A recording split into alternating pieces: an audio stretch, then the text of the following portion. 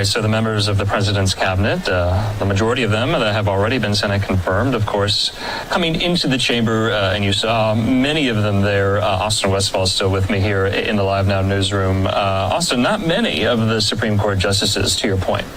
We did see a number of them enter the chamber. We are hearing from the Hill that 4 Supreme Court justices are not in attendance. That includes Justices Clarence Thomas and Samuel Alito. They have not attended these speeches in more than a decade. Also passing are Justices Sonia Sotomayor and Neil Gorsuch. So beyond the 4 sitting justices in attendance today, retired Justice Anthony Kennedy is also in the chamber, according to the Hill. So it should be any moment now, Andrew. We've just watched the president's cabinet enter the room. We see the VP and the Speaker of the House sitting there, and we will watch them over Trump's shoulder as he gives this address. There's Tulsi Gabbard and Chip Roy. Keep playing a game of RFK Jr. And we're going to continue watching as this group mingles together until we eventually hear the president announced. And then he will flood through the chamber. He'll shake a lot of hands. That's right. And the speech will get underway. Yeah, this is going to be the last time you see Austin and myself on camera. We just want to let these scenes breathe there on the House floor. We'll have a lot of reaction, a lot of analysis after the speech itself. We've been reading to you some of the excerpts of what President Trump is going to say there. Back out live on the House floor, we brought you also the news that VA Secretary Doug Collins will be the designated survivor. Tonight, we've been talking about the issues in this last hour of what the president might touch on and highlight. And remember, just 43 days in office there in his second term, his non-consecutive term. And Austin, you and I were discussing the inauguration and the run-up to that. That's really the last time we've heard from President Trump, at least in this building right here that was in the Capitol Rotunda, because it was just too cold, remember, to have the inauguration outside. Right. It was somewhat packed in there, hundreds of people in the rotunda, and now you're watching these scenes on the House floor, and many of the cabinet secretaries, they are in the building too. We don't know how long this speech is going to last, and I should mention too that don't go anywhere after the speech is over, because we're not only hearing from President Trump tonight. After a speech to a joint session of Congress like this, the opposing party gives their rebuttal to what the president says. So in this case, Democratic Senator Elissa Slotkin out of Michigan. She's been selected as the up-and-comer who will be giving the televised rebuttal. Again, we don't know exactly when that's going to happen. We just go with the flow. As soon as Trump ends his speech, we will be watching for Slotkin. That will be televised. Usually, they give this type of duty to a young up-and-comer within the party. We have heard that top Democrats, including Minority Leader Chuck Schumer and House Minority Leader Hakeem Jeffries, have said that Slotkin's reputation and skills have been commendable. Schumer also called her a rising star in the party. Jeffries says that she will, quote, deliver a comprehensive and clear-eyed response to the issues, including cost of living, Social Security, and Medicaid.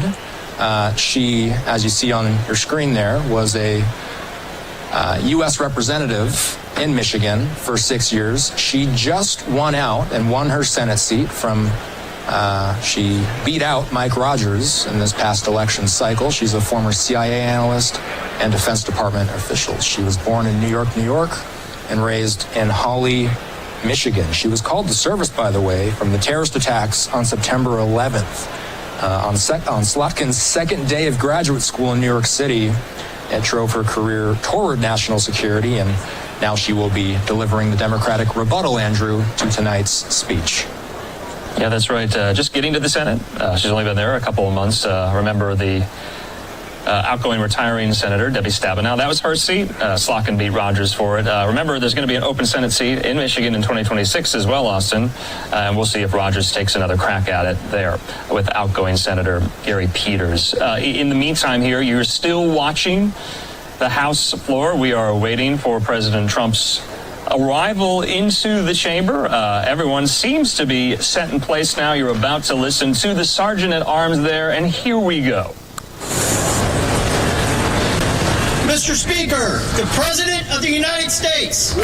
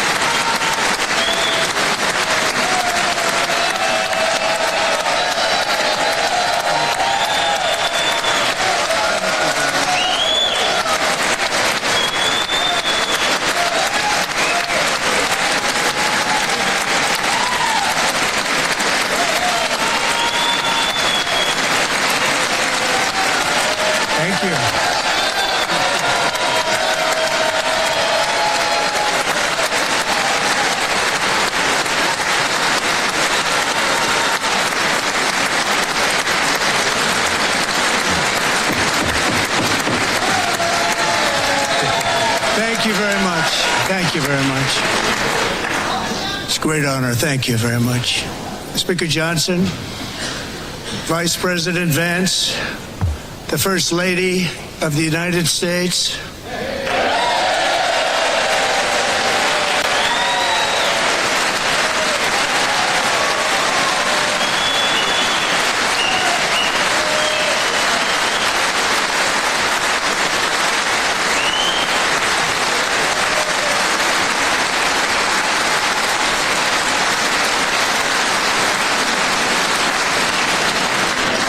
members of the United States Congress, thank you very much. And to my fellow citizens, America is back.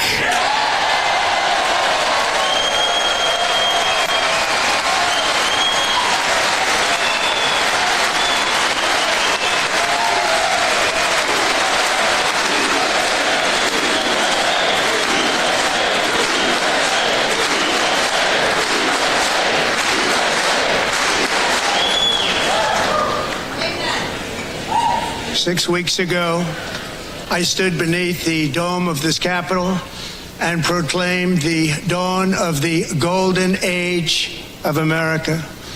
From that moment on, it has been nothing but swift and unrelenting action to usher in the greatest and most successful era in the history of our country.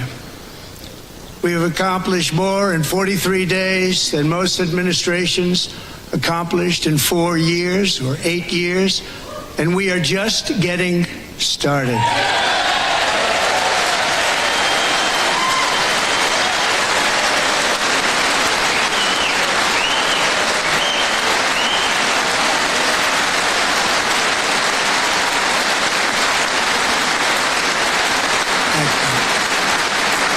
I return to this chamber tonight to report that America's momentum is back, our spirit is back, our pride is back, our confidence is back, and the American dream is surging bigger and better than ever before.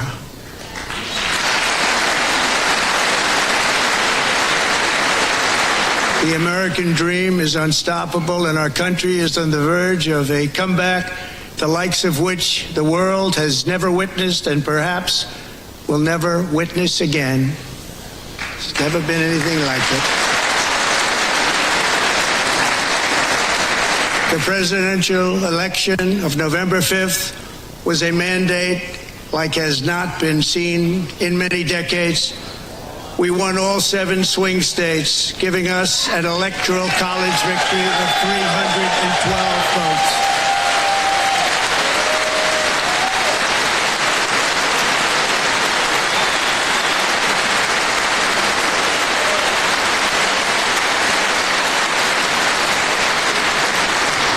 We won the popular vote by big numbers and won counties in our country.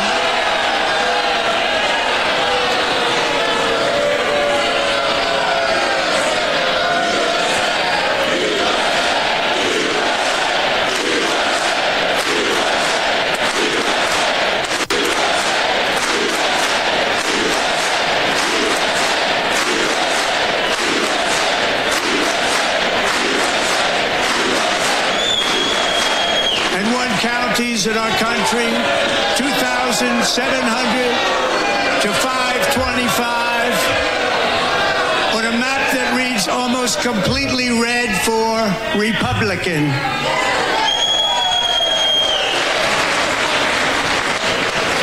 Now, for the first time in modern history, more Americans believe that our country is headed in the right direction than the wrong direction. In fact, it's an astonishing record, 27-point swing, the most ever.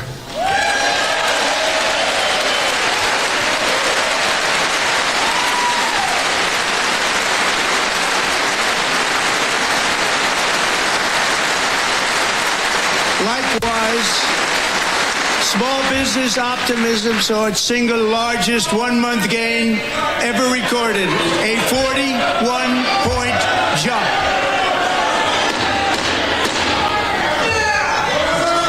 Members are directed to uphold and maintain decorum in the House and to cease any further disruptions. That's your warning.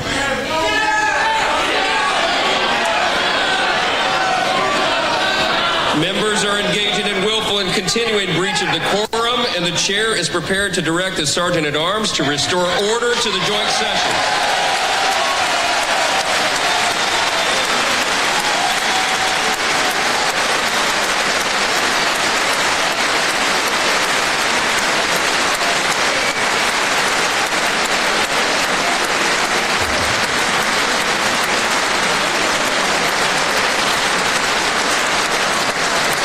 Mr. Green, take your seat. Take your seat, sir. Take your seat.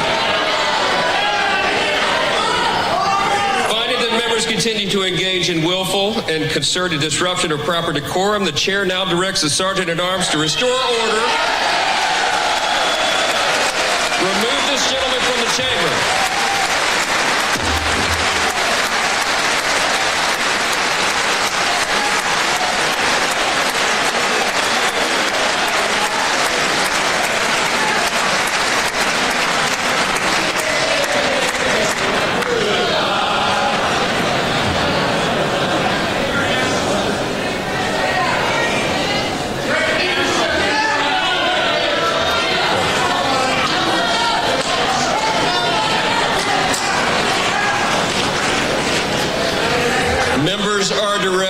To uphold and maintain decorum in the House.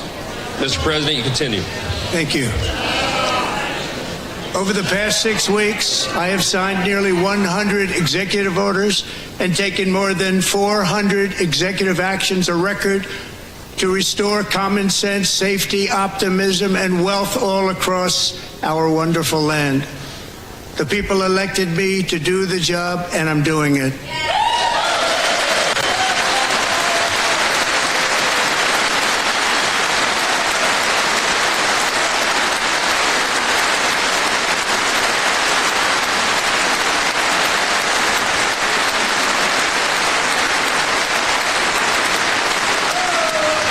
In fact, it has been stated by many that the first month of our presidency, it's our presidency, is the most successful in the history of our nation. By many.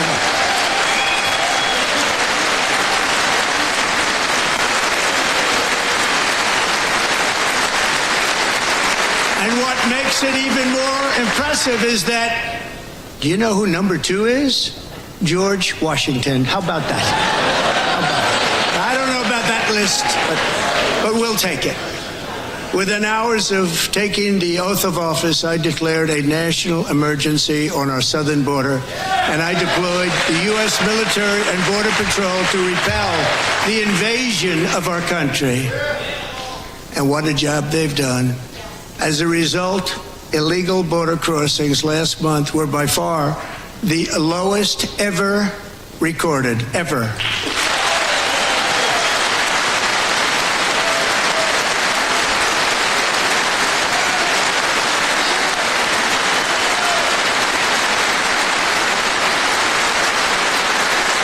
They heard my words and they chose not to come. Much easier that way.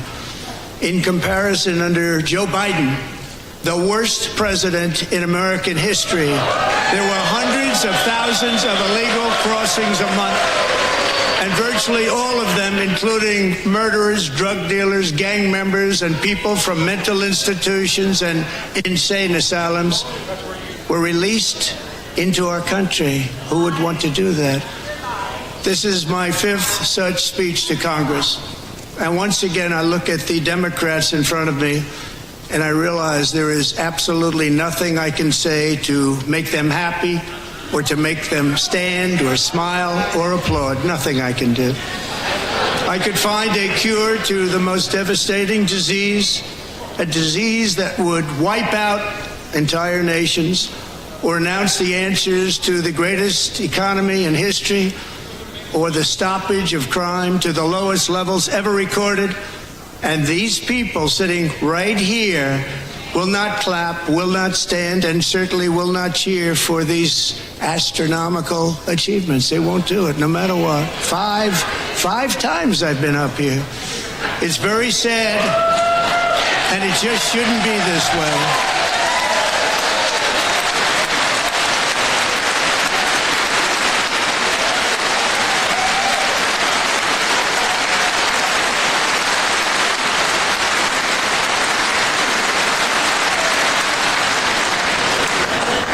So Democrats sitting before me, for just this one night, why not join us in celebrating so many incredible wins for America?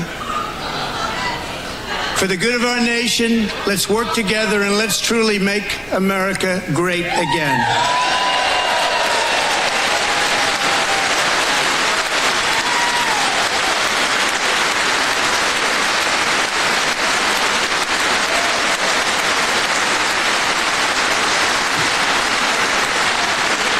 Every day my administration is fighting to deliver the change America needs to bring a future that America deserves, and we're doing it.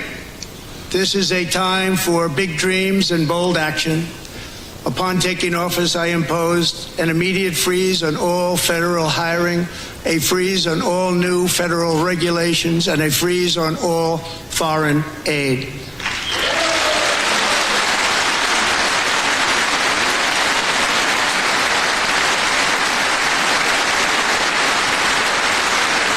I terminated the ridiculous Green New Scam. I withdrew from the unfair Paris Climate Accord, which was costing us trillions of dollars that other countries were not paying. I withdrew from the corrupt World Health Organization.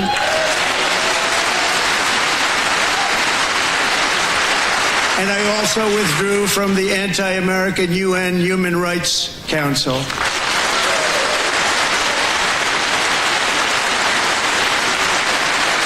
We ended all of Biden's environmental restrictions that were making our country far less safe and totally unaffordable.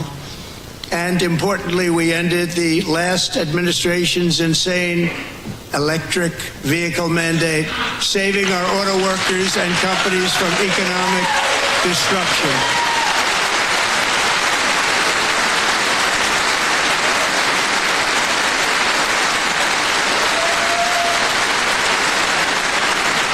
To unshackle our economy, I have directed that for every one new regulation, 10 old regulations must be eliminated, just like I did in my very successful first term.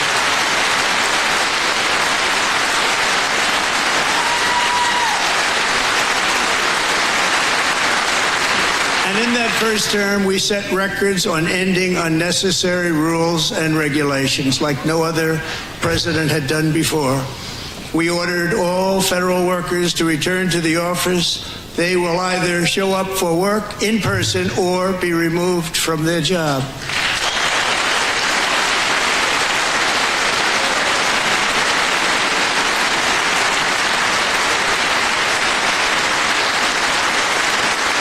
We've ended weaponized government where, as an example, a sitting president is allowed to viciously prosecute his political opponent, like me. How did that work out? Not too good. Not too good.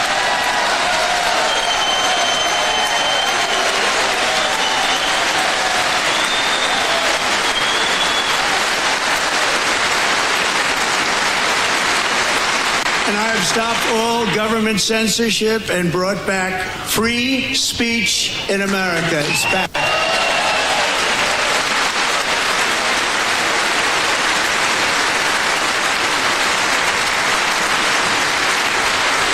And 2 days ago, I signed an order making English the official language of the United States of America.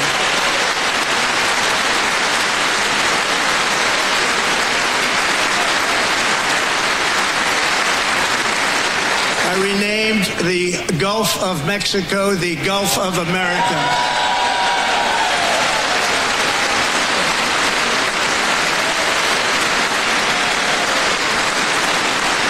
And likewise, I renamed, for a great president, William McKinley, Mount McKinley again. Beautiful Alaska. We love Alaska. We've ended the tyranny of so-called diversity, equity, and inclusion policies all across the entire federal government and indeed the private sector and our military.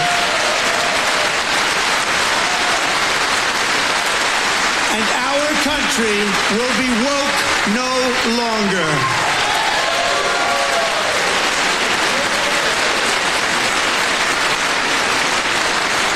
We believe that whether you are a doctor, an accountant, a lawyer, or an air traffic controller, you should be hired and promoted based on skill and competence, not race or gender. Very important.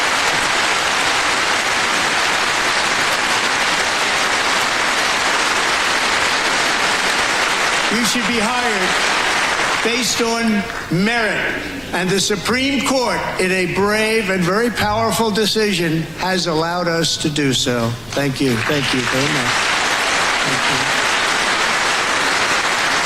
you. We have removed the poison of critical race theory from our public schools, and I signed an order making it the official policy of the United States government that there are only two genders, male and female.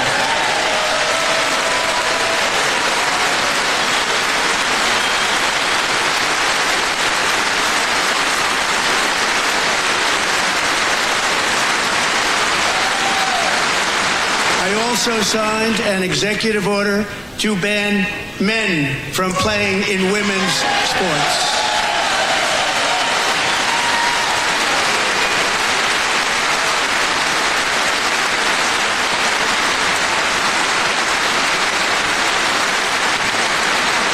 Years ago, Peyton McNabb was an all-star high school athlete, one of the best, preparing for a future in college sports.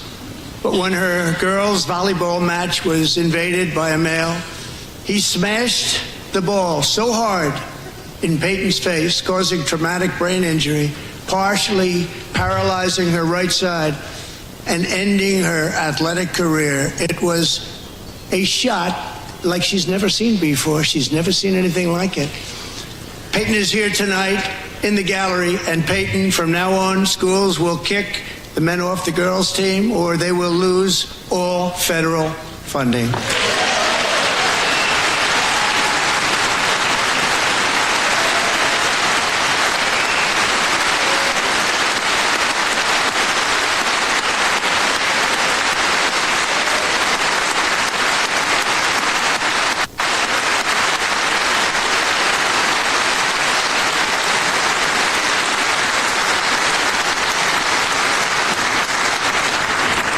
And if you really want to see numbers, just take a look at what happened in the women's boxing, weightlifting, track and field, swimming, or cycling, where a male recently finished a long-distance race 5 hours and 14 minutes ahead of a woman for a new record by 5 hours.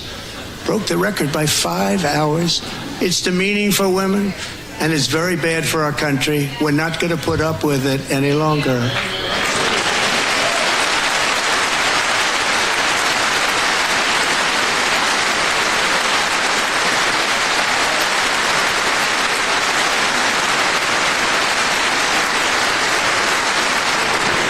What I have just described is only a small fraction of the common sense revolution that is now, because of us, sweeping the entire world. Common sense has become a common theme, and we will never go back. Never. Never going to let that happen. Among my very highest priorities is to rescue our economy and get dramatic and immediate relief to working families. As you know, we inherited from the last administration an economic catastrophe and an inflation nightmare. Their policies drove up energy prices, pushed up grocery costs, and drove the necessities of life out of reach for millions and millions of Americans. They've never had anything like it. We suffered the worst inflation in 48 years, but perhaps even in the history of our country. They're not sure. As president, I'm fighting every day to reverse this damage and make America affordable again.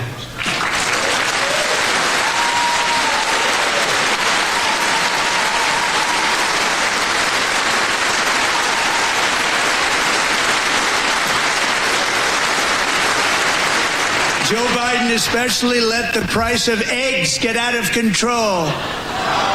The egg price is out of control, and we're working hard to get it back down. Secretary, do a good job on that. You inherited a total mess from the previous administration.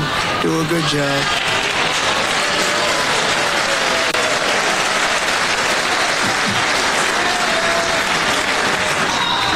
A major focus of our fight to defeat inflation is rapidly reducing the cost of energy. The previous administration cut the number of new oil and gas leases by 95%, slowed pipeline construction to a halt, and closed more than 100 power plants. We are opening up many of those power plants right now.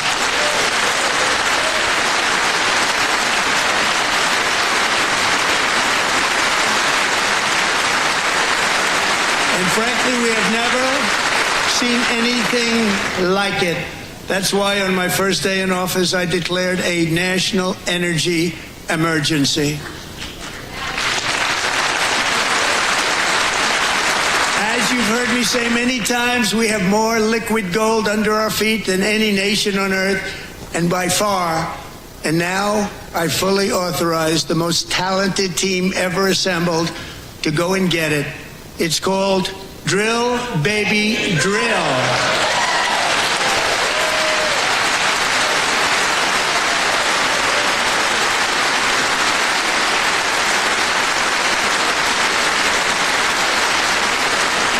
My administration is also working on a gigantic natural gas pipeline in Alaska, among the largest in the world, where Japan, South Korea, and other nations want to be our partner with investments of trillions of dollars each. There's never been anything like that one.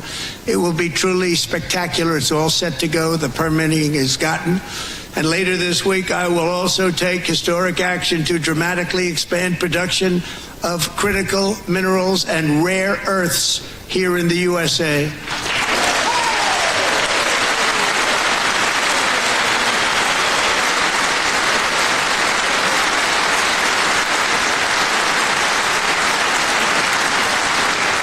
To further combat inflation, we will not only be reducing the cost of energy, but will be ending the flagrant waste of taxpayer dollars.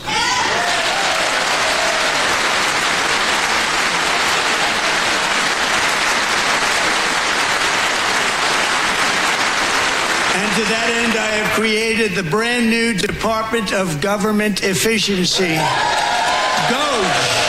Perhaps you've heard of it. Perhaps.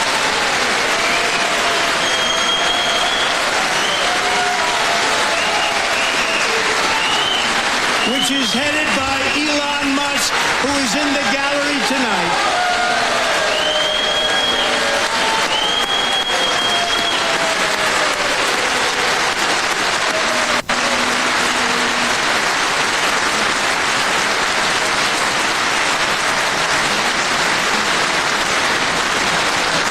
Thank you, Elon. He's working very hard. He didn't need this. He didn't need this. Thank you very much. We appreciate it. Everybody here, even this side, appreciates it, I believe. They just don't want to admit that. Just listen to some of the appalling waste we have already identified. $22 billion from HHS to provide free housing and cars for illegal aliens. $45 million for diversity, equity, and inclusion scholarships in Burma. $40 million to improve the social and economic inclusion of sedentary migrants. Nobody knows what that is. $8 million to promote LGBTQI+ in the African nation of Lesotho, which nobody has ever heard of. $60 million for indigenous peoples and Afro-Colombian empowerment in Central America. $60 million. $8 million for making mice transgender.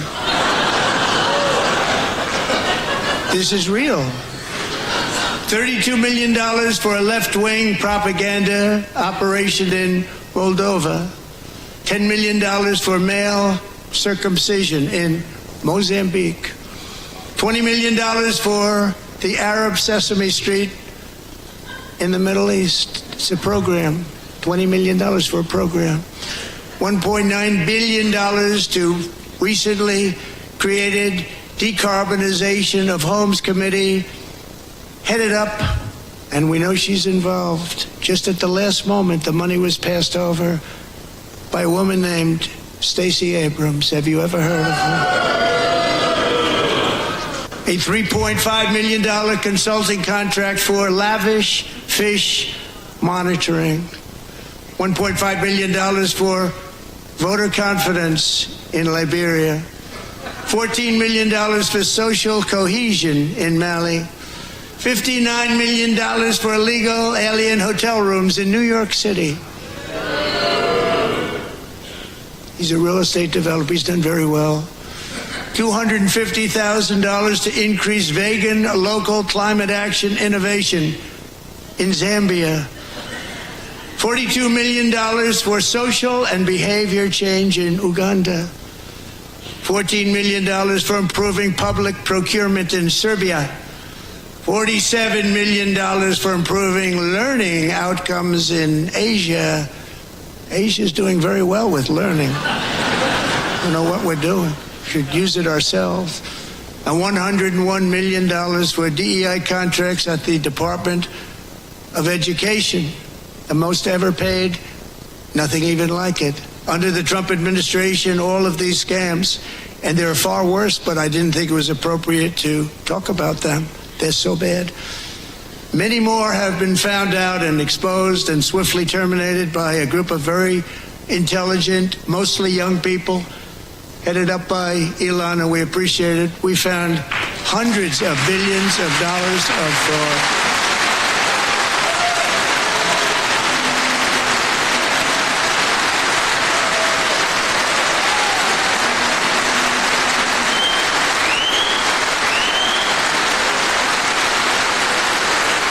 And we've taken back the money and reduced our debt to fight inflation and other things. Taken back a lot of that money. We got it just in time. This is just the beginning. The Government Accountability Office, a federal government office, has estimated annual fraud of over $500 billion in our nation, and we are working very hard to stop it. We're going to. We're also identifying shocking levels of incompetence and probable fraud in the Social Security program for our seniors, and that our seniors and people that we love rely on. Believe it or not, government databases list 4.7 million Social Security members from people aged 100 to 109 years old.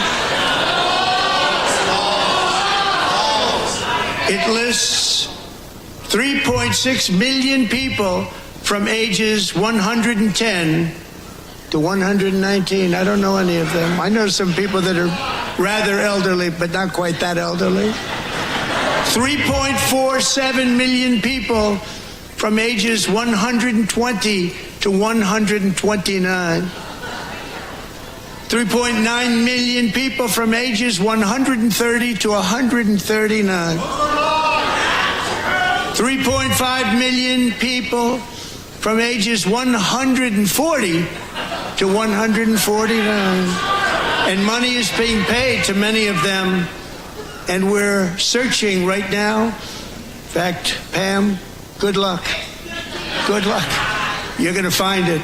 But a lot of money is paid out to people because it just keeps getting paid, and nobody does, and it really hurts Social Security and hurts our country. 1.3 million people from ages 150 to 159, and over 130,000 people, according to the Social Security databases, are age over 160 years old. We have a healthier country than I thought, Bobby.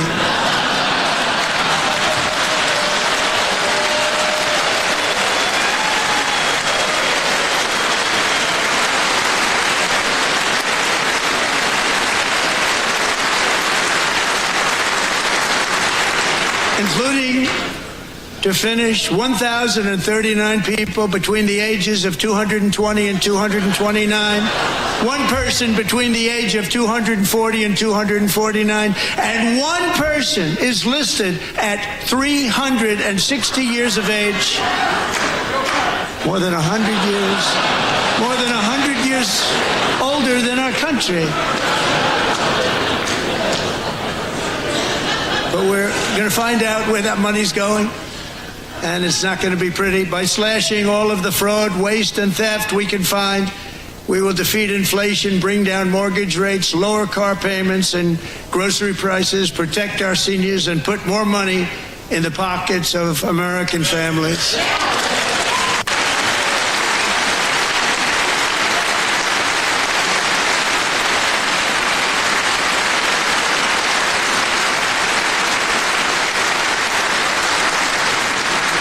And today, interest rates took a beautiful drop, big, beautiful drop. It's about time.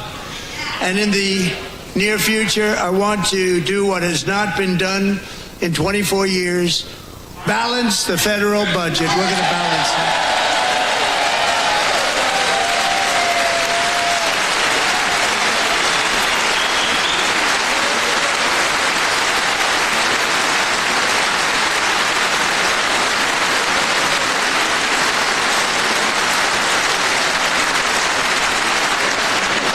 With that goal in mind, we have developed in great detail what we are calling the Gold Card, which goes on sale very, very soon. For $5 million, we will allow the most successful job-creating people from all over the world to buy a path to U.S. citizenship. It's like the green card, but better and more sophisticated. And these people will have to pay tax in our country. They won't have to pay tax from where they came. The money that they've made, you wouldn't want to do that, but they have to pay tax, create jobs. They'll also be taking people out of colleges and paying for them so that we can keep them in our country instead of having them being forced out. Number one, at the top school, as an example, being forced out and not being allowed to stay and create tremendous numbers of jobs and great success for a company out there. So while we take out the criminals, killers, traffickers, and child predators who are allowed to enter our country under the open border policy of these people, the Democrats, the Biden administration, the open border insane policies that you've allowed to destroy our country. We will now bring in brilliant, hardworking, job-creating people. They're going to pay a lot of money, and we're going to reduce our debt with that money.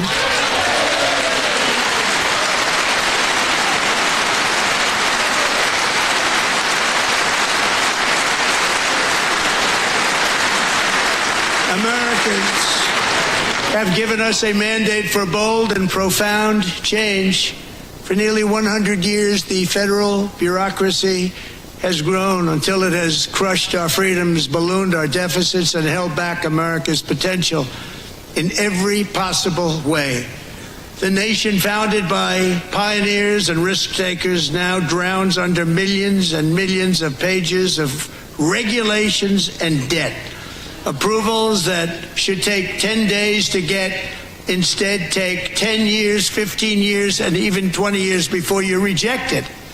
Meanwhile, we have hundreds of thousands of federal workers who have not been showing up to work. My administration will reclaim power from this unaccountable bureaucracy, and we will restore true democracy to America again.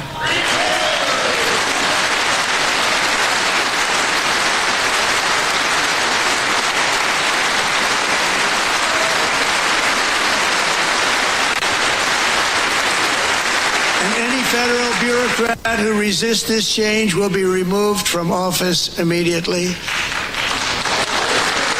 Because we are draining the swamp. It's very simple.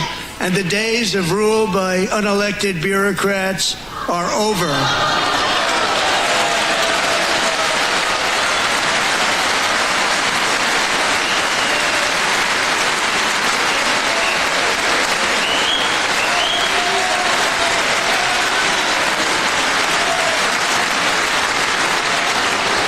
The next phase of our plan to deliver the greatest economy in history is for this Congress to pass tax cuts for everybody. They're in there. They're waiting for you to vote. And I'm sure that the people on my right, I don't mean the Republican right, but my right here, I'm sure you're going to vote for those tax cuts, because otherwise I don't believe the people will ever vote you into office. So I'm doing you a big favor by telling you that. But I know this group is going to be voting for the tax.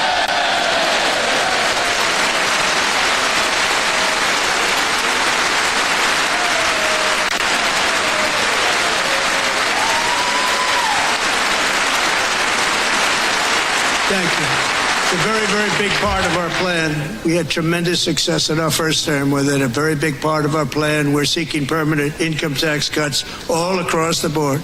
And to get urgently needed relief to Americans hit especially hard by inflation, I'm calling for no tax on tips, no tax on overtime, and no tax on Social Security benefits for our great seniors.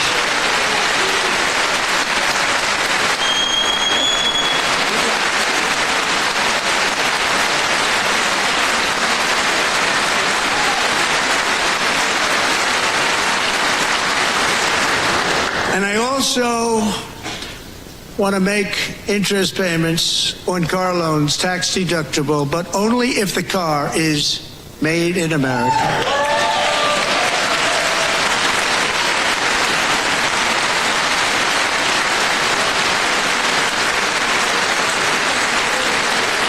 And by the way, we're going to have growth in the auto industry like nobody's ever seen. Plants are opening up all over the place. Deals are being made. Never seen. That's a combination of the election win and tariffs. It's a beautiful word, isn't it? That, along with our other policies, will allow our auto industry to absolutely boom. It's going to boom. Spoke to the majors today, all three, the top people, and they're so excited. In fact, already numerous car companies have announced that they will be building massive automobile plants in America, with Honda just announcing a new plant in Indiana, one of the largest anywhere in the world.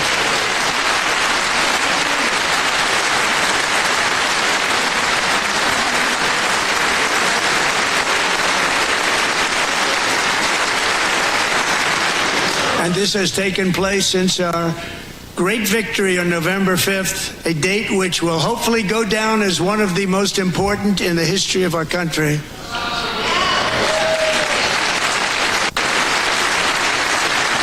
In addition, as part of our tax cuts, we want to cut taxes on domestic production and all manufacturing.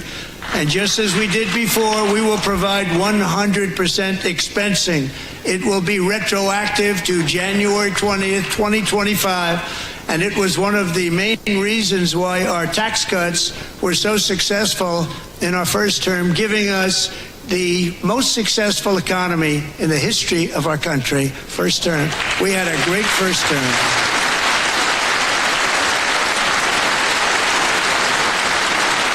If you don't make your product in America, however, under the Trump administration, you will pay a tariff, and in some cases, a rather large one. Other countries have used tariffs against us for decades, and now it's our turn to start using them against those other countries. On average, the European Union, China, Brazil, India, Mexico, and Canada, have you heard of them? And countless other nations charge us tremendously higher tariffs than we charge them. It's very unfair. India charges us auto tariffs higher than 100%. China's average tariff on our products is twice what we charge them. And South Korea's average tariff is 4 times higher. Think of that, 4 times higher. And we give so much help militarily and in so many other ways to South Korea. But that's what happens. This is happening by friend and foe. This system is not fair to the United States and never was. And so on April 2nd, I wanted to make it April 1st, but I didn't want to be accused of April Fool's Day. That's not, just one day was cost us a lot of money. But we're going to do it in April. I'm a very superstitious person. April 2nd, reciprocal tariffs kick in. And whatever they tariff us, other countries, we will tariff them. That's reciprocal, back and forth. Whatever they tax us, We will tax them. If they do non-monetary tariffs to keep us out of their market, then we will do non-monetary barriers to keep them out of our market. There's a lot of that, too. They don't even allow us in their market. We will take in trillions and trillions of dollars and create jobs like we have never seen before. I did it with China and I did it with others, and the Biden administration couldn't do anything about it because there was so much money they couldn't do anything about it. We have been ripped off for decades by nearly every country on earth, and we will not let that happen any longer.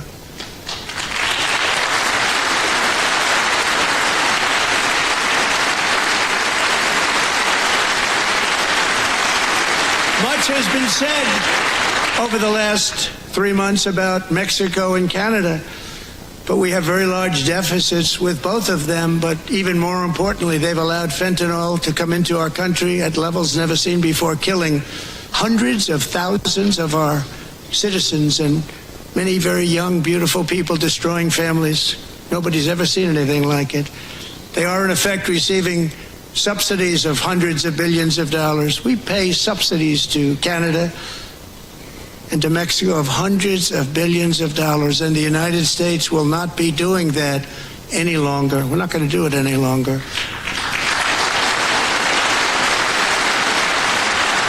Thanks to our America First policies we're putting into place, we have had $1.7 trillion of new investment in America in just the past few weeks.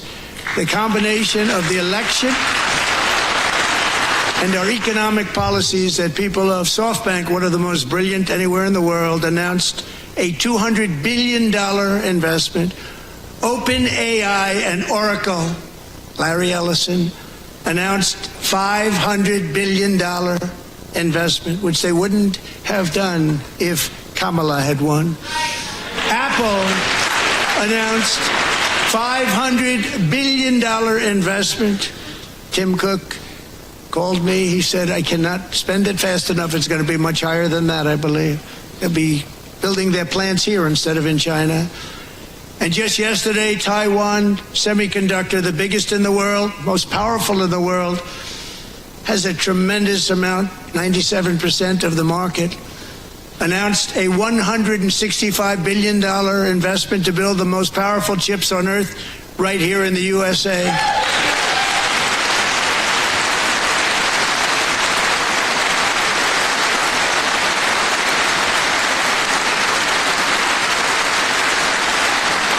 And we're not giving them any money. Your CHIPS Act is a horrible, horrible thing. We give hundreds of billions of dollars, and it doesn't mean a thing. They take our money and they don't spend it. All that meant to them, we're giving them no money. All that was important to them was they didn't want to pay the tariffs, so they came and they're building, and many other companies are coming. We don't have to give them money. We just want to protect our businesses and our people, and they will come because they won't have to pay tariffs if they build in America. So it's very amazing. You should get rid of the CHIP Act, and whatever's left over, Mr. Speaker, you should use it to reduce debt or any other reason you want to.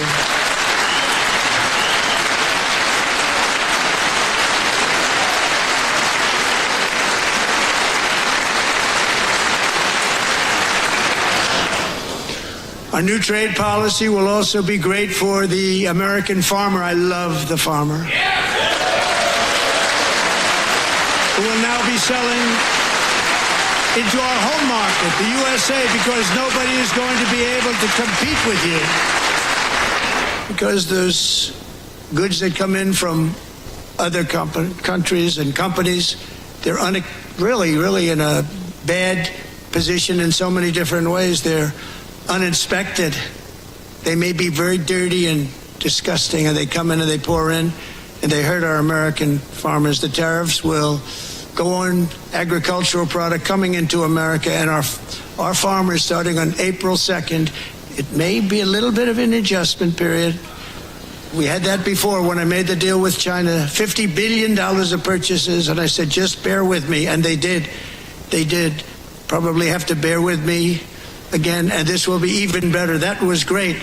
The problem with it was that Biden didn't enforce it. He didn't enforce it. $50 billion of purchases, and we were doing great, but Biden did not enforce it, and it hurt our farmers. But our farmers are going to have a field day right now. So to our farmers, have a lot of fun. I love you too. I love you too. All going to happen.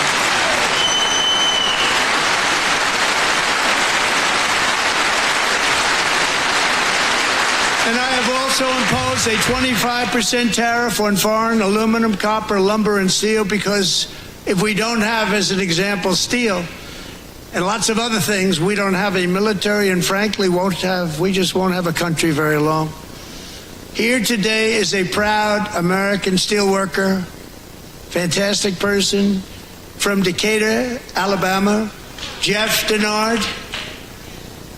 Has been working at the same steel plant for 27 years in a job that has allowed him to serve as the captain of his local volunteer fire department, raise 7 children with his beautiful wife, Nicole, and over the years provide a loving home for more than 40 foster children. So great, Jeff.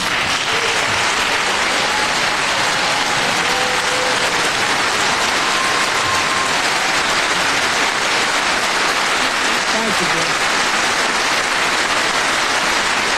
Thank you, Jeff.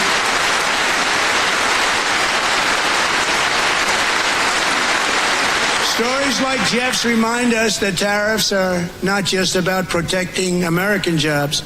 They're about protecting the soul of our country. Tariffs are about making America rich again and making America great again, and it's happening, and it will happen rather quickly. There'll be a little disturbance, but we're okay with that. It won't be much.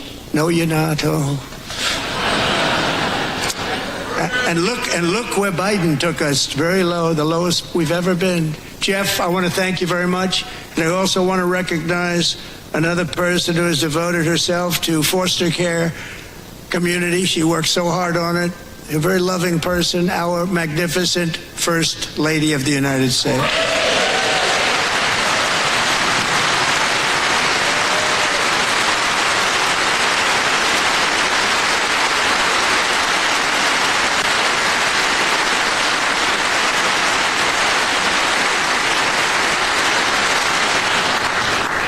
Melania's work has yielded incredible results, helping prepare our nation's future leaders as they enter the workforce. Our First Lady is joined by 2 impressive young women, very impressive. Haley Ferguson, who benefited from the First Lady's Fostering the Future initiative and is poised to complete her education and become a teacher. And Elliston Berry, who became a victim of an illicit deepfake image produced by a peer. With Elliston's help, the Senate just passed the Take It Down Act, and this is so important. Thank you very much, John. John Thune, thank you. Stand up, John. Thank you, John.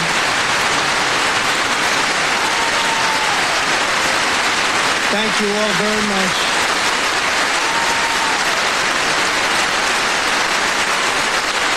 Thank you. And thank you to John Thune and the Senate. Great job. To criminalize the publication of such images online is a terrible, terrible thing. And once it passes the House, I look forward to signing that bill into law. Thank you. And I'm going to use that bill for myself, too, if you don't mind. Because nobody gets treated worse than I do online. Nobody. That's great. Thank you very much to the Senate. Thank you. But if we truly care about protecting Americans' children, no step is more crucial than securing America's borders. Over the past 4 years, 21 million people poured into the United States. Many of them were murderers, human traffickers, gang members, and other criminals from the streets of dangerous cities all throughout the world.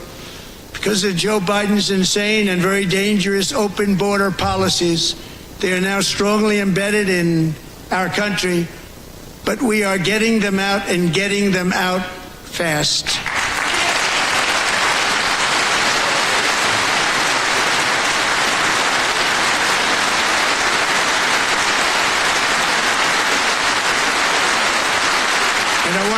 Tom Homan and Christy, I want to thank you, and Paul of Border Patrol. I want to thank you. What a job they've all done. Everybody, Border Patrol, ICE, well, law enforcement in general is incredible. We have to take care of our law enforcement. Have to.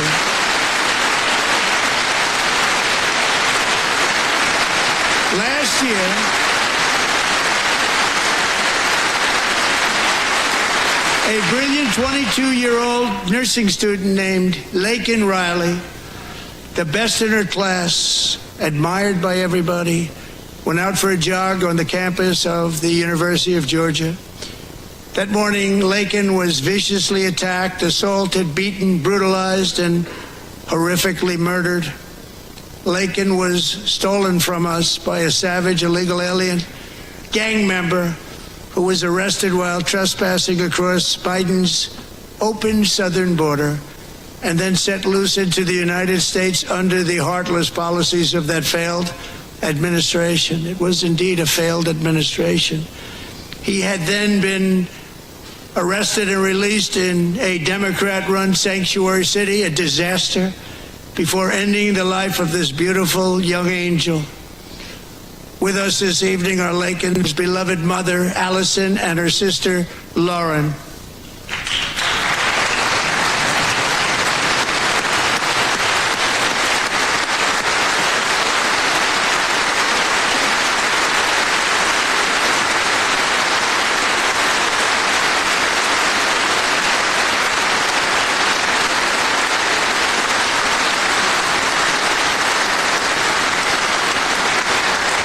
Last year, I told Laken's grieving parents that we would ensure their daughter would not have died in vain. That's why the very first bill I signed into law as your 47th president mandates the detention of all dangerous criminal aliens who threaten public safety. It's a very strong, powerful act.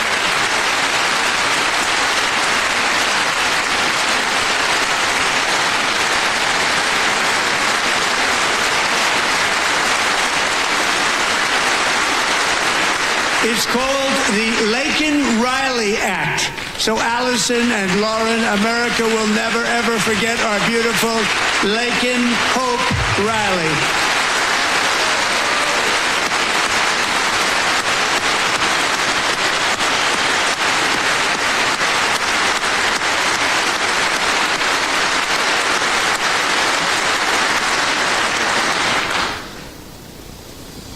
Thank you very much.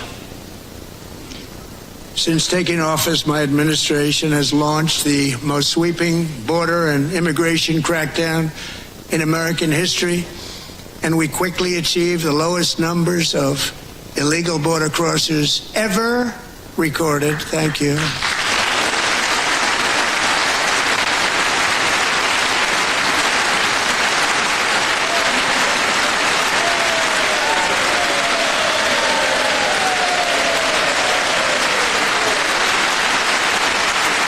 The media and our friends in the Democrat Party kept saying we needed new legislation. We must have legislation to secure the border.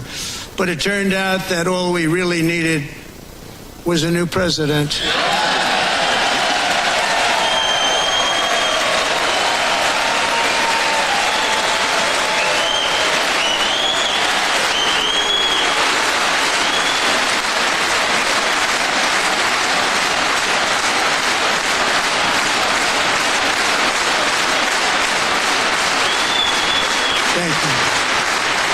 Joe Biden didn't just open our borders, he flew illegal aliens over them to overwhelm our schools, hospitals, and communities throughout the country. Entire towns like Aurora, Colorado, and Springfield, Ohio, buckled under the weight of the migrant occupation and corruption like nobody's ever seen before. Beautiful towns destroyed. Now, just as I promised in my inaugural address, we are achieving the great liberation of America.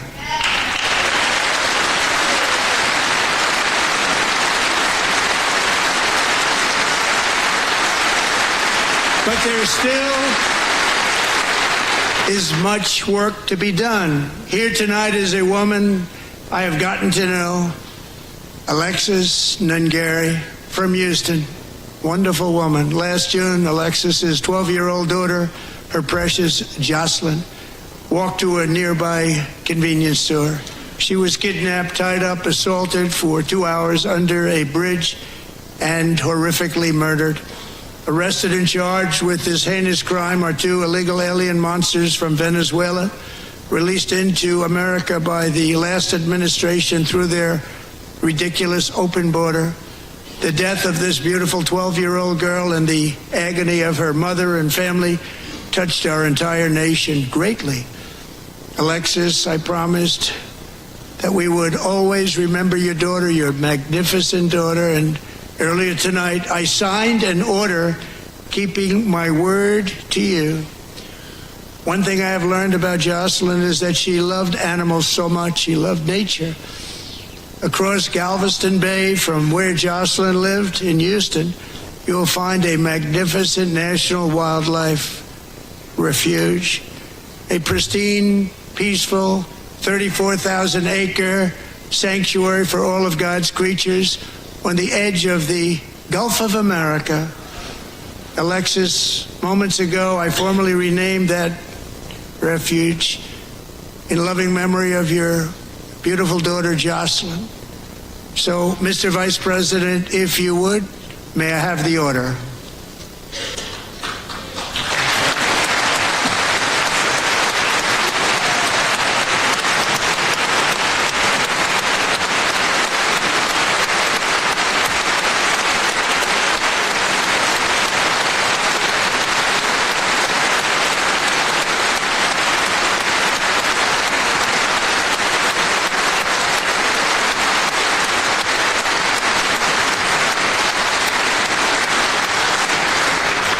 Thank you very much.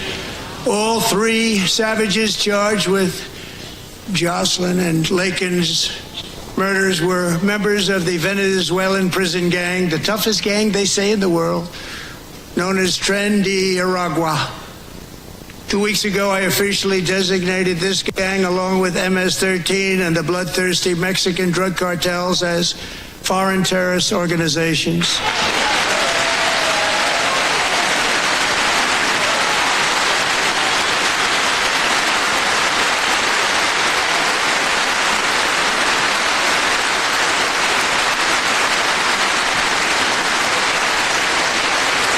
They are now officially in the same category as ISIS, and that's not good for them. Countless thousands of these terrorists were welcomed into the U.S. by the Biden administration.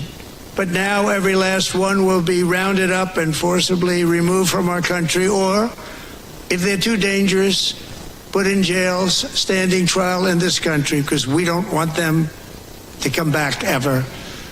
With us this evening is a warrior on the front lines of that battle, Border Patrol Agent Roberto Ortiz. Great guy.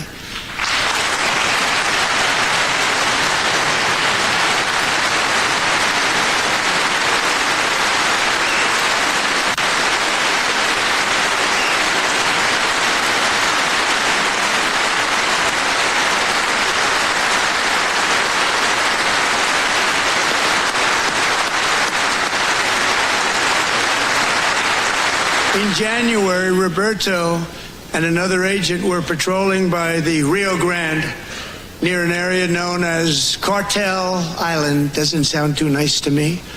When heavily armed gunmen started shooting at them, Roberto saw that his partner was totally exposed, at great danger, and he leapt into action, returning fire and providing crucial seconds for his fellow agent to seek safety, just barely. I have some of the prints of that event, and it was not good. Agent Ortiz, we salute you for your great courage and for your line of fire that you took, and for the bravery that you showed. We honor you, and we will always honor you. Thank you, Roberto, very much.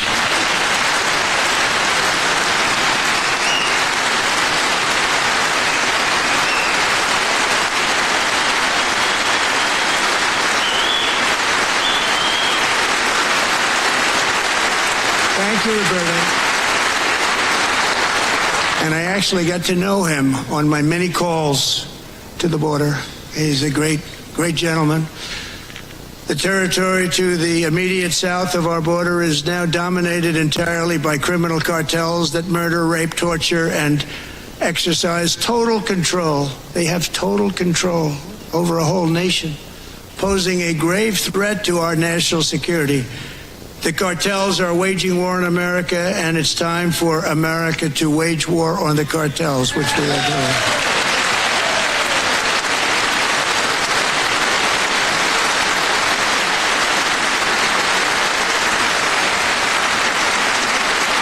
Five nights ago, Mexican authorities, because of our tariff policies being imposed on them, think of this, handed over to us 29 of the biggest cartel leaders in their country.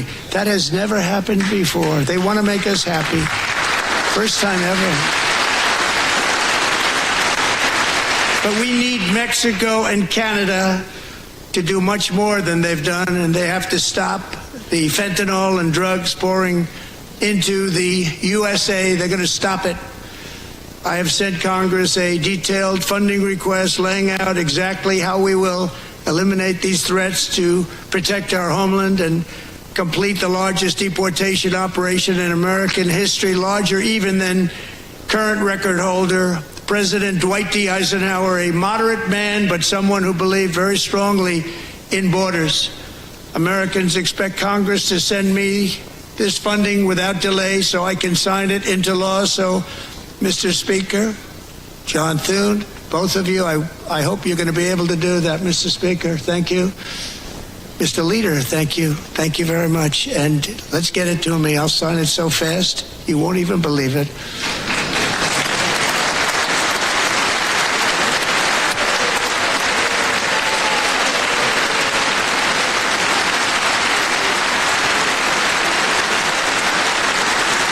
And as we reclaim our sovereignty, we must also bring back law and order to our cities and towns.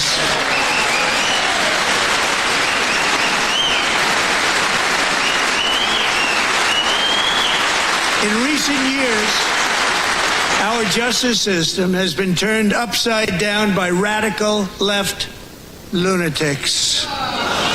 Many jurisdictions virtually ceased enforcing the law against dangerous repeat offenders while weaponizing law enforcement against political opponents like me.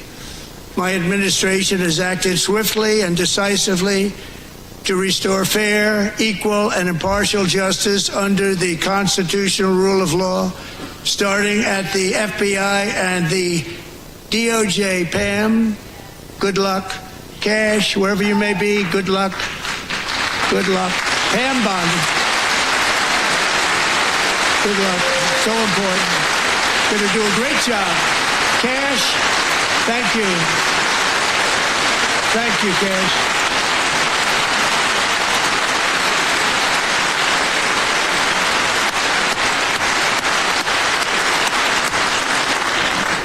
They've already started very strong. They're going to do a fantastic job. You're going to be very proud of them. We're also once again giving our police officers the support, protection, and respect they so dearly deserve. They have to get it. They have such a hard, dangerous job, but we're going to make it less dangerous. The problem is the bad guys don't respect the law, but they're starting to respect it, and they soon will respect it. This also includes our great fire departments throughout the country. Our firemen and women are unbelievable people, and I will never forget them. And besides that, they voted for me in record numbers, so I have no choice.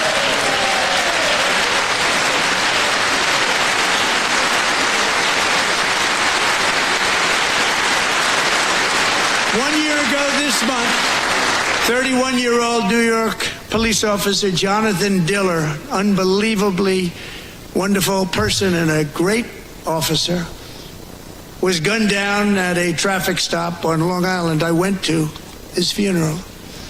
The vicious criminal charged with his murder had 21 prior arrests, and they were rough arrests, too. He was a real bad one. The thug in the seat next to him had 14 prior arrests, and went by the name of Killer. He was Killer. He killed other people, they say, a lot of them.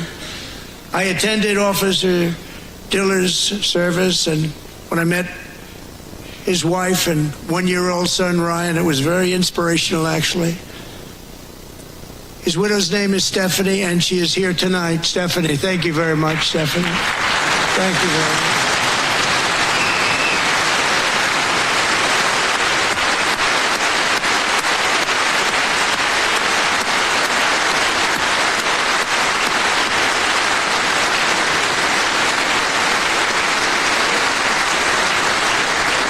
Stephanie, we're going to make sure that Ryan knows his dad was a true hero, New York's finest, and we're going to get these cold-blooded killers and repeat offenders off our streets, and we're going to do it fast.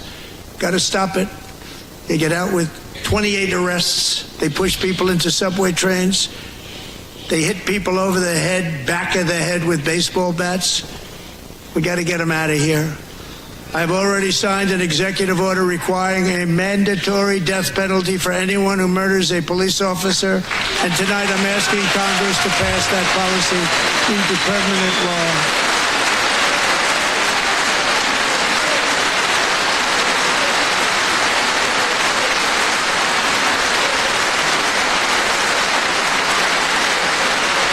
I'm also asking for a new crime bill getting tough on repeat offenders while enhancing protections for America's police officers so they can do their jobs without fear of their lives being totally destroyed. They don't want to be killed. We're not going to let them be killed. Joining us in the gallery tonight is a young man who truly loves our police. His name is DJ Daniel. He is 13 years old, and he has always dreamed of becoming a police officer.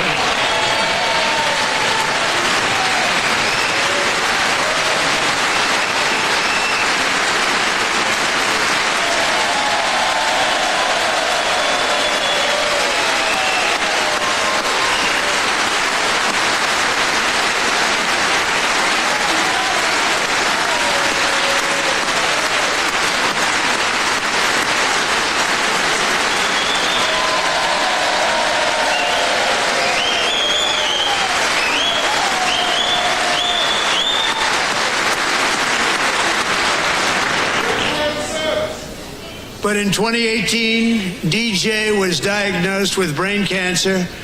The doctors gave him 5 months at most to live. That was more than 6 years ago.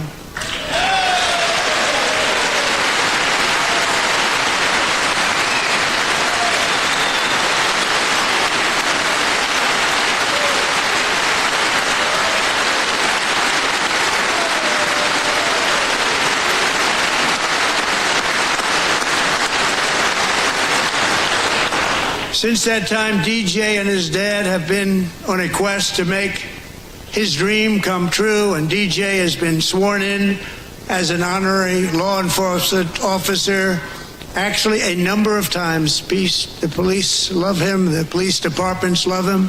And tonight, DJ, we're going to do you the biggest honor of them all.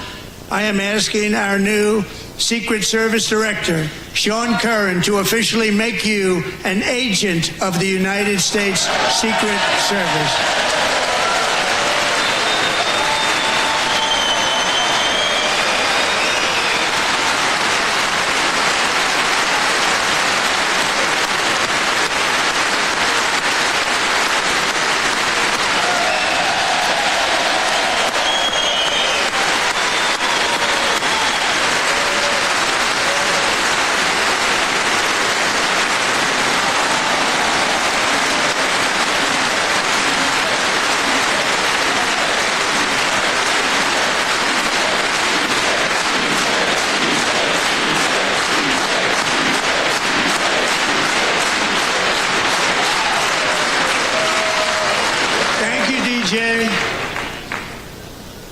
DJ's doctors believe his cancer likely came from a chemical he was exposed to when he was younger. Since 1975, rates of child cancer have increased by more than 40%. Reversing this trend is one of the top priorities for our new presidential commission to make America healthy again, chaired by our new Secretary of Health and Human Services, Robert F. Kennedy, Jr.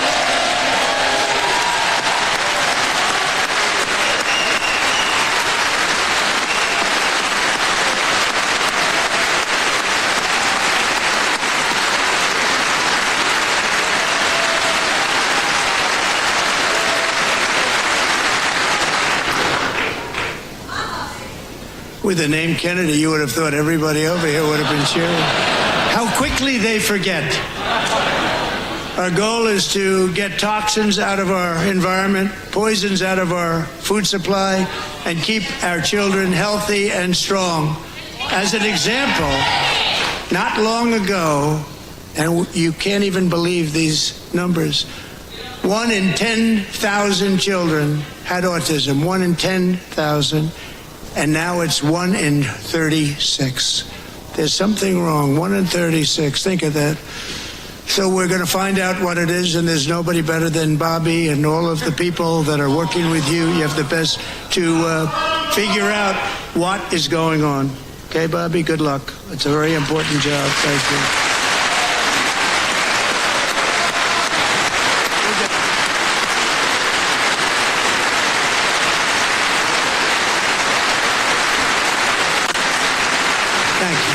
My administration is also working to protect our children from toxic ideologies in our schools.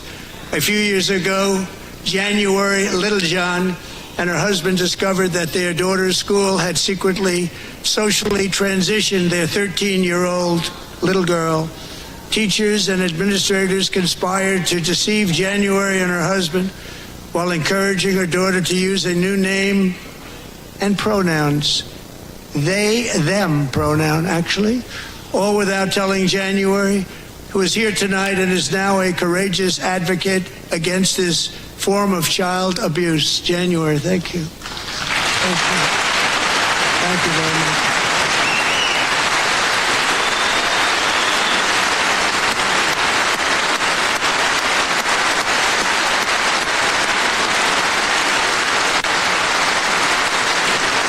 Thank you. Stories like this are why, shortly after taking office, I signed an executive order banning public schools from indoctrinating our children with transgender ideology.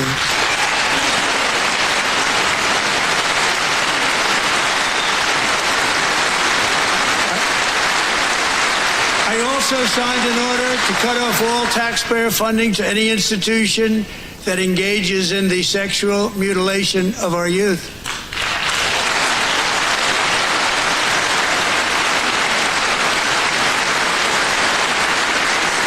And now I want Congress to pass a bill permanently banning and criminalizing sex changes on children and forever ending the lie that any child is trapped in the wrong body. This is a big lie.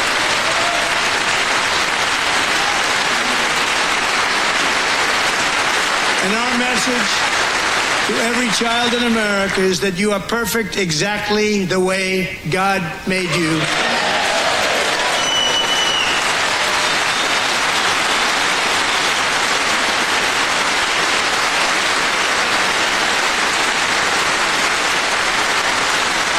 Because we're getting wokeness out of our schools and out of our military, and it's already out, and it's out of our society. We don't want it. Wokeness is trouble. Wokeness is bad. It's gone. It's gone. And we feel so much better for it, don't we? Don't we feel better? Our service members won't be activists and ideologues. They will be fighters and warriors. They will fight for our country. And Pete, congratulations. Secretary of Defense, congratulations.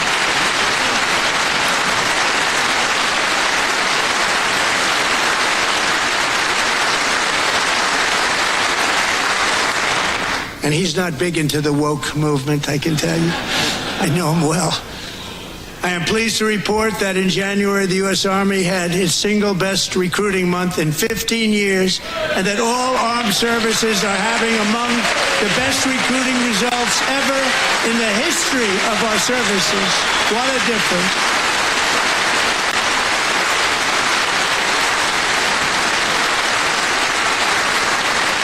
And you know, it was just a few months ago where the results were exactly the opposite. We couldn't recruit anywhere. We couldn't recruit.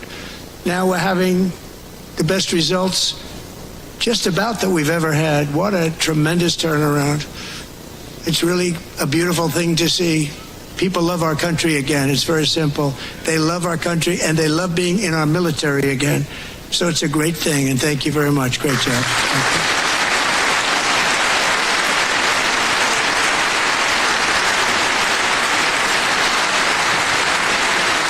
We're joined tonight by a young man, Jason Hartley, who knows the weight of that call of duty.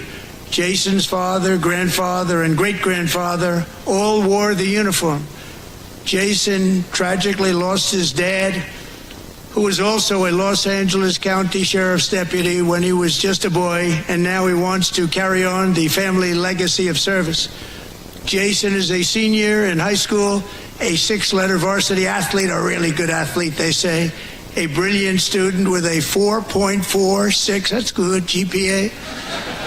And his greatest dream is to attend the U.S. Military Academy at West Point.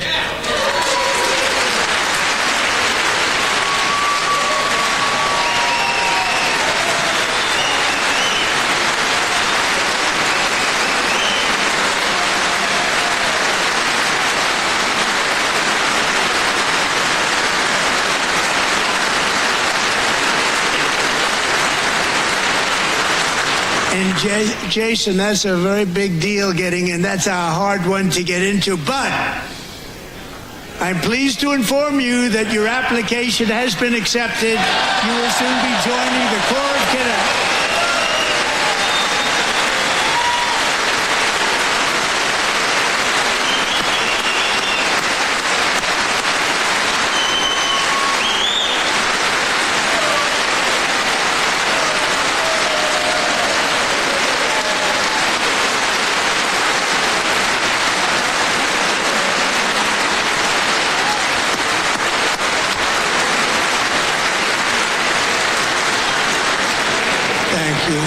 Jason, you're going to be on the long gray line, Jason. As Commander-in-Chief, my focus is on building the most powerful military of the future. As a first step, I'm asking Congress to fund a state-of-the-art Golden Dome missile defense shield to protect our homeland, all made in the USA.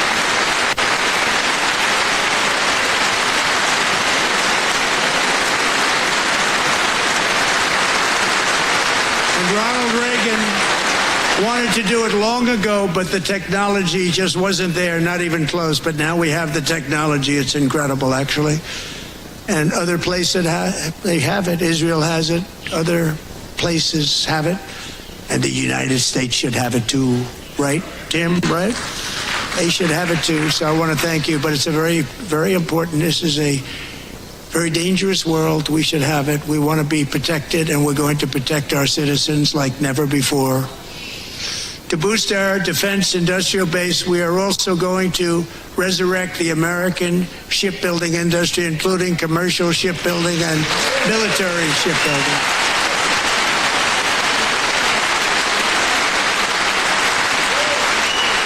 And for that purpose, I am announcing tonight that we will create a new Office of Shipbuilding in the White House and offer special tax incentives to bring this industry home to America where it belongs. We used to make so many ships. We don't make them anymore very much, but we're going to make them very fast, very soon. It will have a huge impact. To further enhance our national security, my administration will be reclaiming the Panama Canal, and we've already started doing it.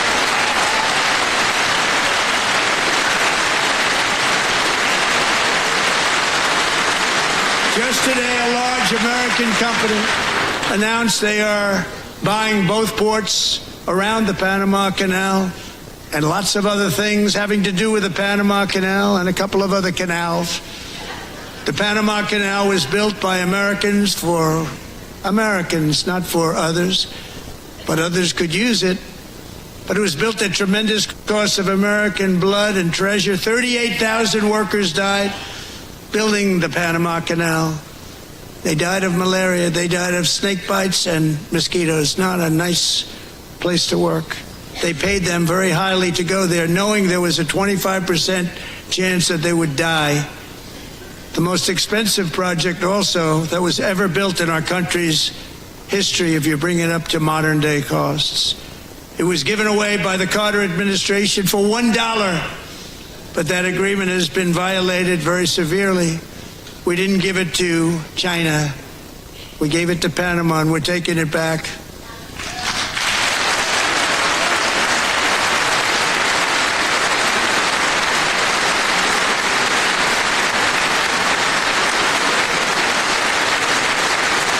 And we have Marco Rubio in charge. Good luck, Marco.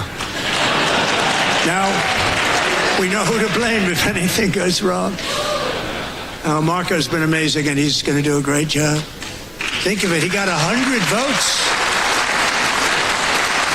You know, he was approved with actually 99, but the 100th was this gentleman, and I feel very certain. So let's assume he got 100 votes, and I'm either very, very happy about that, or I'm very concerned about it. But he's already proven. I mean, he's a great gentleman. He's respected by everybody, and we appreciate you voting for Marco. He's going to do a fantastic job. Thank you. Thank you. He's doing a great job. Great job. And I also have a message tonight for the incredible people of Greenland. We strongly support your right to determine your own future. And if you choose, we welcome you into the United States of America. We need Greenland for national security and even international security, and we're working with everybody involved to try and get it. But we need it really for international world security. And I think we're going to get it. One way or the other, we're going to get it. We will keep you safe. We will make you rich, and together we will take Greenland to heights like you have never thought possible before. It's a very small population, but very, very large piece of land, and very, very important for military security. America is once again standing strong against the forces of radical Islamic terrorism. 3.5 years ago, ISIS terrorists killed 13 American service members and countless others in the Abbey Gate bombing during the disastrous and incompetent withdrawal from Afghanistan.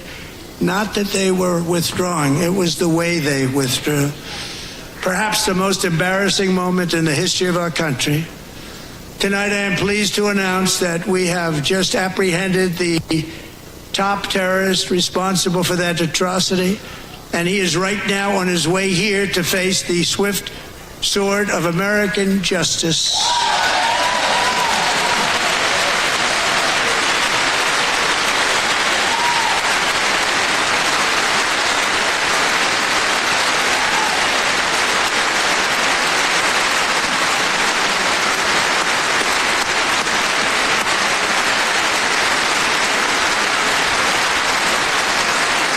And I want to thank especially the government of Pakistan for helping arrest this monster. This was a very momentous day for those 13 families who I actually got to know very well, most of them, whose children were murdered, and the many people that were so badly, over 42 people, so badly injured on that fateful day in Afghanistan. What a horrible day. Such incompetence was shown. That when Putin saw what happened, I guess he said, wow, maybe this is my chance. That's how bad it was. Should have never happened. Grossly incompetent people.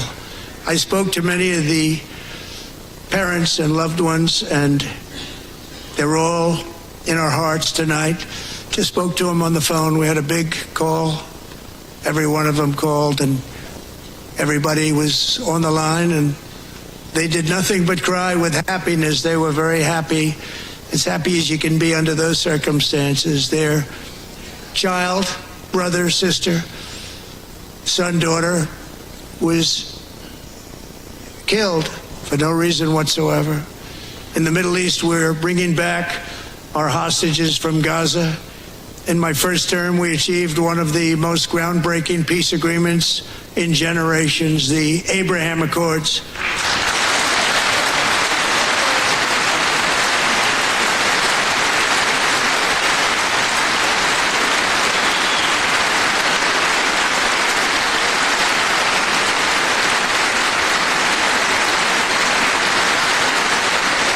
And now we're going to build on that foundation to create a more peaceful and prosperous future for the entire region. A lot of things are happening in the Middle East. People have been talking about that so much lately with everything going on with Ukraine and Russia. But a lot of things are happening in the Middle East. It's a rough neighborhood, actually.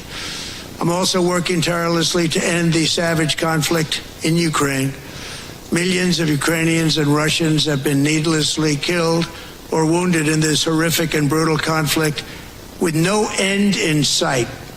The United States has sent hundreds of billions of dollars to support Ukraine's defense with no security, with no anything.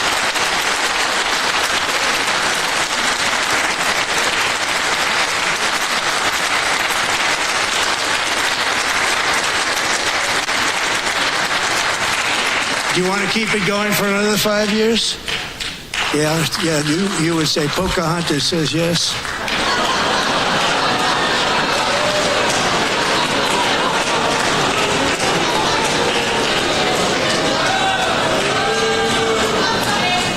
"2,000 people are being killed every single week. More than that. They're Russian young people. They're Ukrainian young people. They're not Americans. But I want it to stop.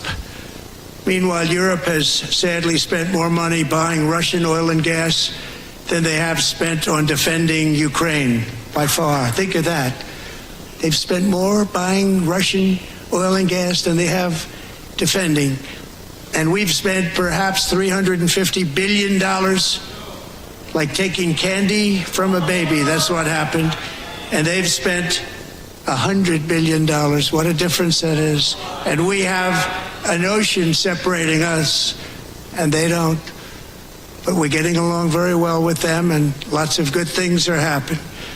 Biden has authorized more money in this fight than Europe has spent, by billions and billions of dollars. It's hard to believe that they wouldn't have stopped it and said at some point, come on, let's equalize. You got to be equal to us. But that didn't happen. Earlier today, I received an important letter from President Zelensky of Ukraine. The letter reads, Ukraine is ready to come to the negotiating table as soon as possible to bring lasting peace closer. Nobody wants peace more than the Ukrainians, he said. My team and I stand ready to work under President Trump's strong leadership to get a peace that lasts. We do really value how much America has done to help Ukraine maintain its sovereignty and independence. Regarding the agreement on minerals and security, Ukraine is ready to sign it at any time that is convenient for you. I appreciate that he sent this letter, just got it a little while ago. Simultaneously, we've had serious discussions with Russia and have received strong signals that they are ready for peace. Wouldn't that be beautiful? Wouldn't that be beautiful?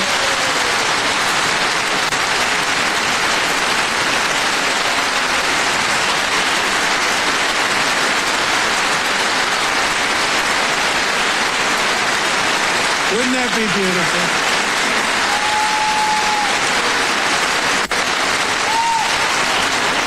It's time to stop this madness. It's time to halt the killing.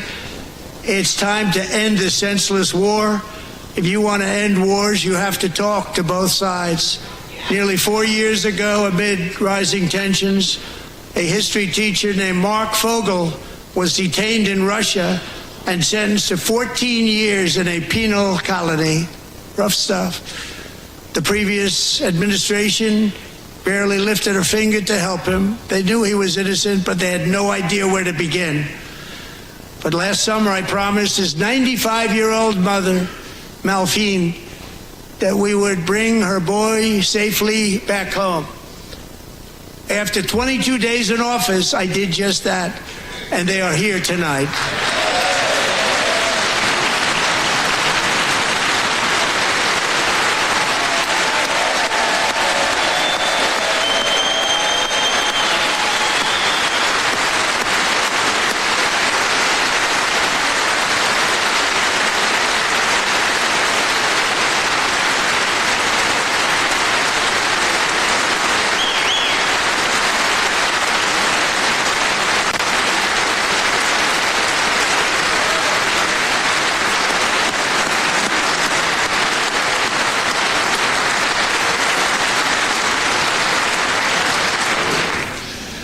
To Mark and his great mom, we are delighted to have you safe and sound and with us.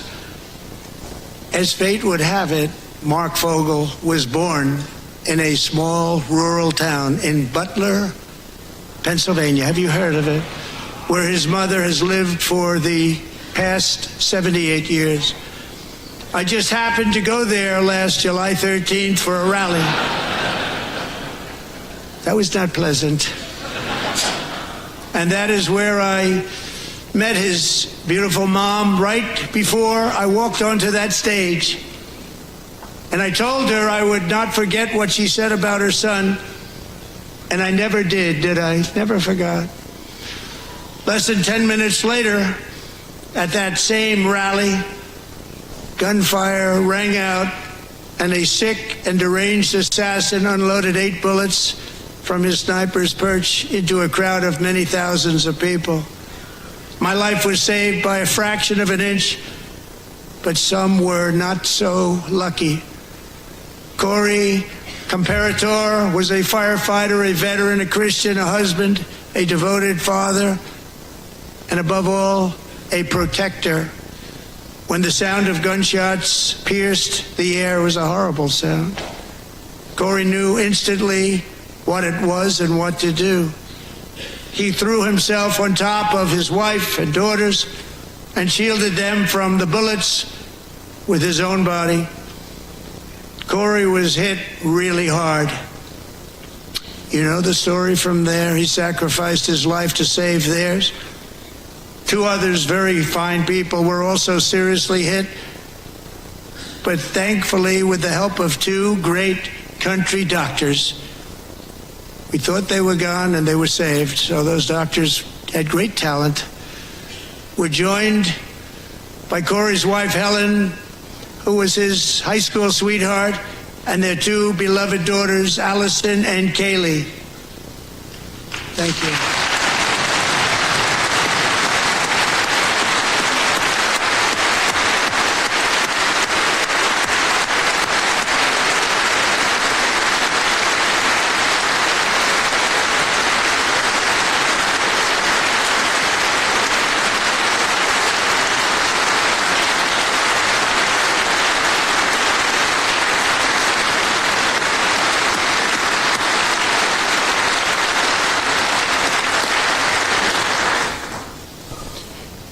To Helen, Allison, and Kaylee, Corey is looking down on his 3 beautiful ladies right now, and he is cheering you on. He loves you.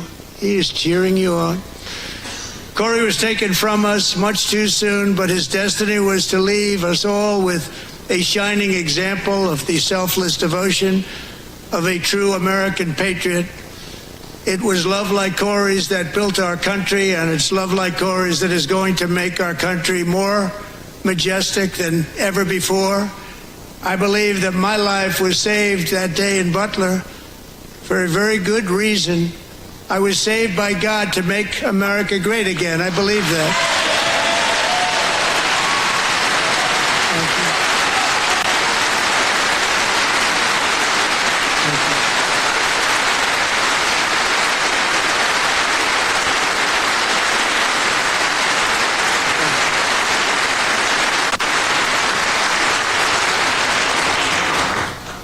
Thank you very much. From the patriots of Lexington and Concord to the heroes of Gettysburg and Normandy, from the warriors who crossed the Delaware to the trailblazers who climbed the Rockies, and from the legends who soared at Kitty Hawk to the astronauts who touched the moon, Americans have always been the people who defied all odds, transcended all dangers, made the most extraordinary sacrifices, and did whatever it took to defend our children, our country, and our freedom.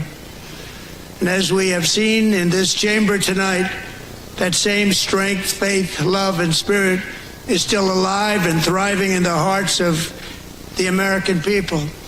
Despite the best efforts of those who would try to censor us, silence us, break us, destroy us, Americans are today a proud, free, sovereign, and independent nation that will always be free, and we will fight for it till death. We will never let anything happen to our beloved country, because we are a country of doers, dreamers, fighters, and survivors.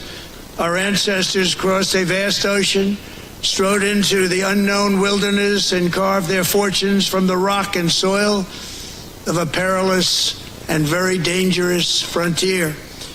They chased our destiny across a boundless continent. They built the railroads, laid the highways, and graced the world with American marvels like the Empire State Building, the mighty Hoover Dam, and the towering Golden Gate Bridge. They lit the world with electricity, broke free of the force of gravity, fired up the engines of American industry, vanquished the communists, fascists, and Marxists all over the world, and gave us countless modern wonders sculptured out of iron, glass, and steel. We stand on the shoulders of these pioneers who won and built the modern age. These workers who poured their sweat into the skylines of our cities. These warriors who shed their blood on fields of battle and gave everything they had for our rights and for our freedom. Now it is our time to take up the righteous cause of American liberty. And it is our turn to take America's destiny into our own hands and begin the most thrilling days in the history of our country. This will be our greatest era. With God's help, over the next 4 years, we are going to lead this nation even higher, and we are going to forge the freest, most advanced, most dynamic, and most dominant civilization ever to exist on the face of this earth. We are going to create the highest quality of life, build the safest and wealthiest and healthiest and most vital communities anywhere in the world. We are going to conquer the vast frontiers of science, and we're going to lead humanity into space and plant the American flag on the planet Mars and even far beyond.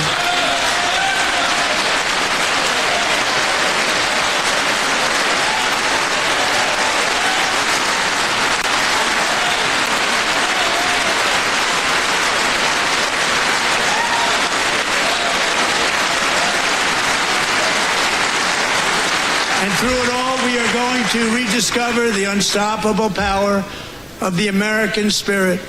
And we are going to renew unlimited promise of the American dream. Every single day we will stand up and we will fight, fight, fight for the country our citizens believe in and for the country our people deserve.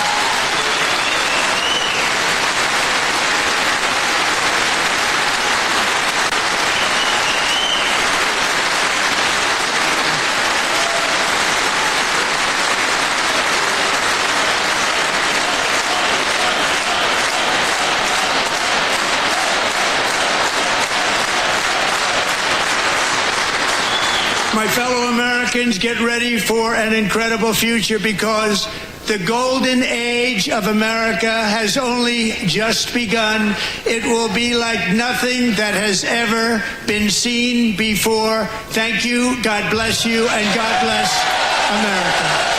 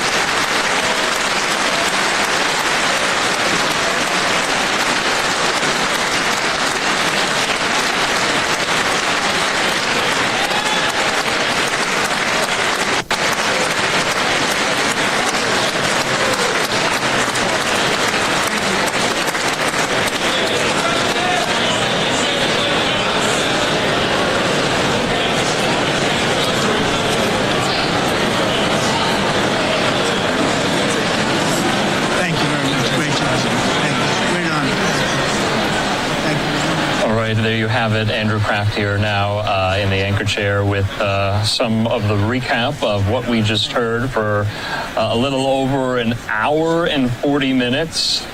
President Trump touching on so many key focal points that you have heard him discuss throughout the last 43 days, including tariffs, including the illegal immigration crisis, including crime, including the wars between Israel and Hamas and Russia and Ukraine, and so many of these issues that we have heard from President Trump and candidate Trump as well. You see him there greeting members of the Supreme Court, members of his cabinet, senators as well, as he makes his way out of the House chamber there.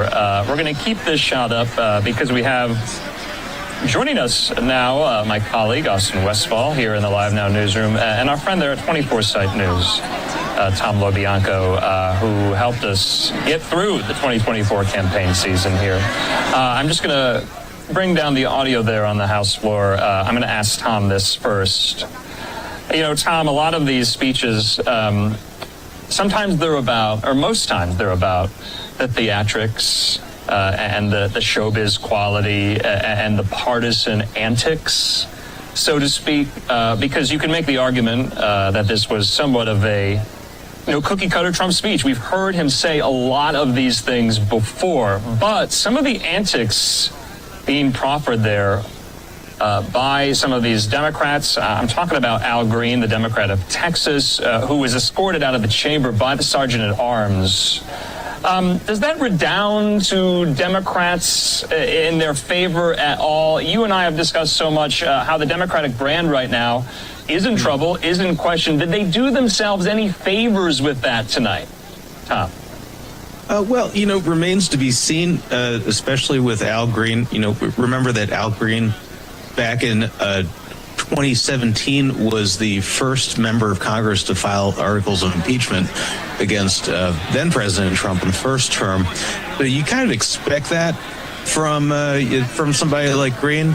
But, it's not unprecedented. A couple years ago, Marjorie Taylor Greene and Lauren Boebert were standing up and, screaming at Biden throughout his speech. And I think that really speaks to the ongoing polarization, really. I mean, this was, an escalation of the polarization that we see in, things where there used to be pretty routine decorum.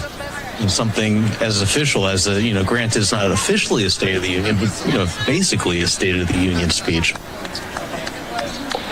Tom, there were a few moments, though, and I have been covering and following these types of speeches for a long time, that I have never seen before. One was the president signing, or at least showing, a signed executive order to the audience before him.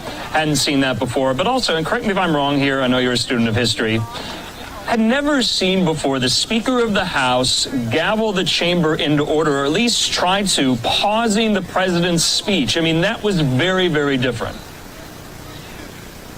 Yeah, I mean, look, the escalation all around here is remarkable. I'm pretty sure that was Madeline Stansberry who was holding up that sign as he walked in that said, "This is not normal." He's on the House DOJ subcommittee, the House Oversight Committee. She used to be in the Obama White House as a budget staffer. I mean, there's so many facets of this that were heightened, increased over, what we've seen before. And I think you also have to take that in context of what the first month and a half have been like. Look, for everything that was stated inside the room, there was a lot that was not talked about. You heard the Democrats yelling about the January 6th convicts who were pardoned repeatedly. So everything is incredibly heightened. And this also comes within the context of there's a government shutdown potential. These are all the folks that are going to have to vote on that before March 14th. About 9 days from now. 10. I mean, the tensions are running incredibly high.